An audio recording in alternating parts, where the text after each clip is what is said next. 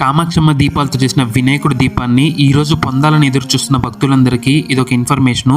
So ఈ video last వరకు చూడండి. ఇంకా మెయిన్ మ్యాటర్కి వస్తే శనివారం వచ్చే లడ్డు వేలం పాట ఆదివారం అంటే ఈ రోజు సాయంత్రం 4 గంటలకి దీపాలు పంచుతామని చెప్పారు. కానీ ఈరోజు గ్రహణం ఉండడం వల్ల నిన్న నైట్ కామాక్షమ్మ దీపాలు పంచేశారు.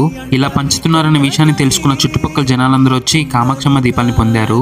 అలానే కొంతమంది భక్తులు ముందుగానే దీపాలు పొందాలని టోకన్స్ రాయించుకున్నారంట. వాళ్ళైతే భయపడాల్సిన అవసరమే లేదు. ఎందుకంటే ఈ కామాక్షమ్మ దీపాలతో చేసిన వినాయకుడు యూత్ అన్న వాళ్ళందరూ మీకోసం కొన్ని దీపాలని ఉంచారు. సో మీకు ఆల్రెడీ ఉంచారు కాబట్టి ఎవరైతే టోకన్ తీసుకున్నారో వాళ్ళైతే సోమవారం వెళ్ళి తీసుకోవచ్చు, అంటే రేపు అనమాట. అలానే మేము టోకనే తీసుకోలేదు, అయినా మాకు దీపం కావాలనుకుంటే ఒకసారి ఈ యూత్ అన్న వాళ్ళు కన్సల్ట్ అవ్వండి. ఏదైనా మిగిలింటే మీకు ఆ దీపాన్ని ఇస్తారు.